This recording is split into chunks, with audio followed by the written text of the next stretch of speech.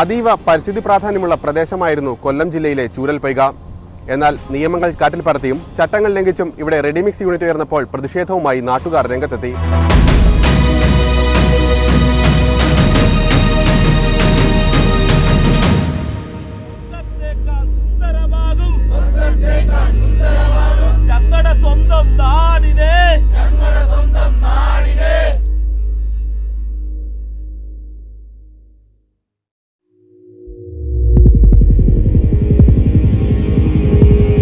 വേനൽക്കാലം എത്തുന്നതിന് മുമ്പേ വരണ്ടു തുടങ്ങുന്ന പ്രദേശമാണ് കൊല്ലം ജില്ലയിലെ കൊട്ടിയം.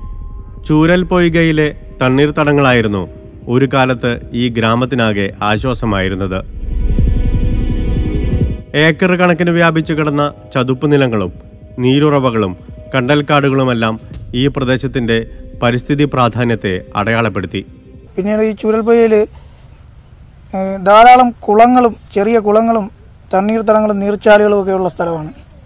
അപ്പോൾ ഈ കുളങ്ങളിൽ നിന്ന് ഈ അടുത്ത കാലം വരെയും ഇവിടെയുള്ള ആളുകൾ ഈ കുടിക്കുവാനും മറ്റ് പ്രാഥമിക ആവശ്യങ്ങൾക്കും തുണി കഴുകാനും ഒക്കെ ആയിട്ട് ഈ കുളങ്ങളെ ആശ്രയിച്ചുകൊണ്ടിരിക്കുകയായിരുന്നു. ഇപ്പോൾ ഈ കുളങ്ങളൊക്കെ മണ്ണിട്ട് മൂടയും വറ്റി വരളയും ഒക്കെ ചെയ്ത ഒരവസ്ഥയിലാണ്. അതുപോലെ കണ്ടൽ വനങ്ങൾ, പിന്നെ ദേശാടന പക്ഷികൾ ധാരാളമായിട്ട് വരുന്ന ഒരു സ്ഥലം കൂടെയാണ് ഈ ചൂരൽപൊയ്ക. ആദിച്ചനല്ലൂർ ഗ്രാമപഞ്ചായത്തിന്റെ അമൃതവാഹിനി ജലസേചന പദ്ധതിയും ചൂരൽപൊയ്കയെ ആശ്രയിച്ചാണ്. എന്നാൽ പടുകൂറ്റൻ യന്ത്രസാമഗ്രികളുമായി കടന്നുവന്ന കോൺക്രീറ്റ് മിക്സിംഗ് കമ്പനി ഈ പ്രദേശത്തെ നശിപ്പിച്ചു തുടങ്ങി. തണ്ണീർത്തട നിയമം കാറ്റിൽ പറത്തി ഏക്കർ കണക്കിന് ചതുപ്പ് നിലം നികത്തിയാണ് കമ്പനി ഇവിടെ പ്രവർത്തനം തുടങ്ങിയത്. വേനൽക്കാലത്ത് നാട്ടുകാർ ആശ്രയിച്ചിരുന്ന കുളങ്ങൾ പലതും മണ്ണിട്ട് മൂടി.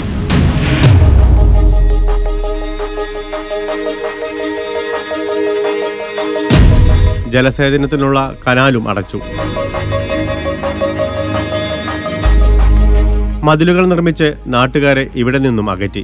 എന്നാൽ ഈ കമ്പനി ഇവിടേക്ക് കടന്നുവന്നത് തന്നെ ആളുകളെ തെറ്റിദ്ധരിപ്പിച്ചുകൊണ്ടായിരുന്നുവെന്ന് നാട്ടുകാർ പറയുന്നു. ഡയറി ഫാം തുടങ്ങാനെന്ന് പറഞ്ഞ് ആദ്യം 12ഓളം പശുക്കളെ കൊണ്ടുവന്നു. ശേഷം ഇവിടെ നിർമ്മാണ പ്രവർത്തനങ്ങൾ തുടങ്ങി. നാട്ടുകാർ ഇത് മനസ്സിലാക്കി വരുമ്പോഴേക്കും 1 ഏക്കറിലധികം നിലം നികന്നു കഴിഞ്ഞിരുന്നു. പശു ഫാമാണ് നടത്തിക്കൊണ്ടിരുന്നത്. അതിൻ്റെ മറവിലാണ് ഇവർ റെഡിമിക്സ് കമ്പനിക്കാർ ആക്കാവള ലക്ഷ്മണൻ കമ്പനി വന്ന് ലൈസൻസ് എടുക്കുകയും അത് 1 വർഷത്തോളം ആ ലൈസൻസ് പൂഴ്ത്തി വയ്ക്കുകയും ചെയ്തു. അതിനുശേഷം ജനങ്ങളെ മൊത്തം മണ്ടരാക്കിക്കൊണ്ട് ജനങ്ങളെ കണ്ണിൽ മണ്ണിട്ടുകൊണ്ടാണ് അവരിതിൻ്റെ നിർമ്മാണ പ്രവർത്തനം നമ്മളെ ജനങ്ങൾ ആരെയും അറിയിക്കാതെ പ്രവർത്തനം നടത്തിക്കൊണ്ടിരുന്നത്. അങ്ങനെ ലാസ്റ്റ് ഈ ചിമ്മിനി പോലത്തെ സാധനം ഇവിടെ കൊണ്ടുവരുന്ന സമയത്താണ് ജനങ്ങൾ അറിയുന്നത് ഇതുപോലെ റെഡിമിക്സ് കമ്പനിയാണ് ഇവിടെ വരാൻ പോകുന്നതെന്ന്. അങ്ങനെ ജനങ്ങൾ നമ്മളെല്ലാം അന്ന് അന്വേഷിക്കുകയും ചോദിക്കുകയും ചേർന്നപ്പം ഇത് നിലം നികത്തിക്കൊണ്ട് 56 നിലം 1 ഏക്കർ 20 സെന്റോളം നിലം മണ്ണിട്ട് നികത്തിക്കൊണ്ട് അതിന്റെ മുകളിലാണ് ഈ കമ്പനി സ്ഥാപിക്കുന്നത്. റെഡിമിക്സ് കമ്പനിക്കെതിരെ ചൂരൽപൊയ്ക സംരക്ഷണ സമിതിയുടെ നേതൃത്വത്തിൽ നാട്ടുകാർ രംഗത്തിറങ്ങി. പാടം നികത്തിയതിനെതിരെ പഞ്ചായത്തിനും വില്ലേജ് അധികൃതർക്കുമെല്ലാം പരാതി നൽകി. സ്ഥലം അനധികൃതമായി നികത്തിയത് ശ്രദ്ധയിൽപ്പെട്ട വില്ലേജ് ഓഫീസർ കമ്പനി അധികൃതർക്ക് സ്റ്റോപ്പ് മെമ്മോ കൊടുത്തു. എന്നാൽ അതെല്ലാം കാറ്റിൽ പറത്തിക്കൊണ്ട് കമ്പനിയുടെ നിർമ്മാണ പ്രവർത്തനങ്ങൾ തുടരുകയാണ്.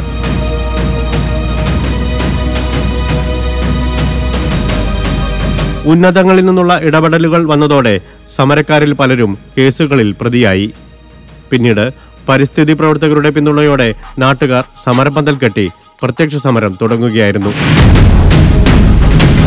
മുഖ്യധാര രാഷ്ട്രീയ പാർട്ടികൾ ഈ പ്രശ്നത്തോട് കാണിക്കുന്ന അവഗണനയാണ് ഏറെ ദുഃഖകരം. എന്നാൽ അധികാരികൾക്ക് ഈ സമരം എത്ര നാൾ കണ്ടില്ലെന്ന് നടിക്കാനാകും?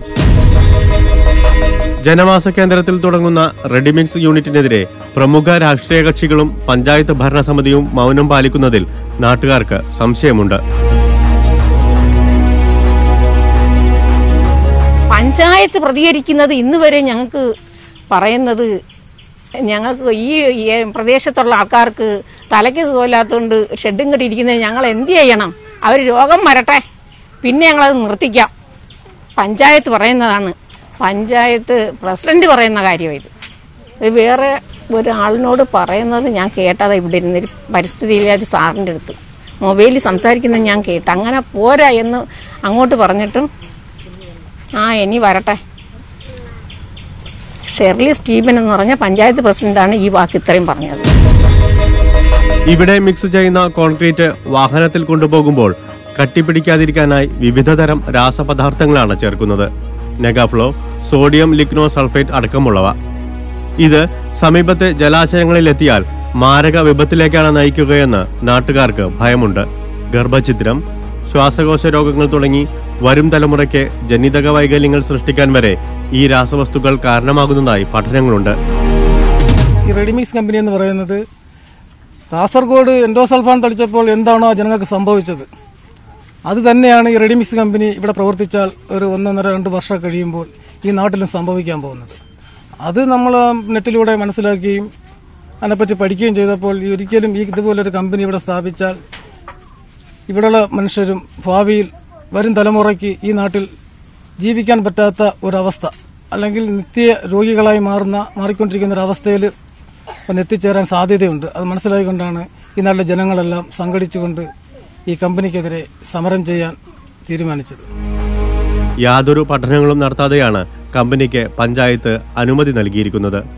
കമ്പനിയിൽ നിന്നുള്ള വാഹനങ്ങൾ ഇടുങ്ങിയ റോഡുകളിലൂടെ കുതിക്കാൻ തുടങ്ങിയാൽ ഉണ്ടാകാവുന്ന അപകടങ്ങളെക്കുറിച്ചും ഇവർക്ക് ആശങ്കകളുണ്ട്. ഈ റെഡിമിക്സ് കമ്പനിയിലേക്ക് വരുന്ന റോഡെന്ന് പറയുന്നത് ഓളിക്രോസ് റോഡിൽ നിന്ന് തുടങ്ങുന്ന റോഡാണ്. ആ റോഡെന്ന് പറഞ്ഞാൽ വളരെ ഇടുങ്ങിയ റോഡാണ്. അതായത് ഒരു ഓട്ടോറിക്ഷ നടന്ന് ഓടിപ്പോയി കഴിഞ്ഞാൽ പിന്നെ കുറച്ച് ക്യാപ്പേ ഉള്ളൂ നടന്നു വരാൻ. അവിടെയാണെങ്കിൽ 10-12 സ്കൂള്, ഹോസ്പിറ്റല്, അതുപോലുള്ള സ്ഥാപനങ്ങളൊക്കെ ഒരുപാടുള്ളതാണ്. കുട്ടികളാണെങ്കിൽ ആയിരക്കണക്കിന് കുട്ടികളാണ് കാൽനടയായിട്ട് തന്നെ പോകുന്നത്.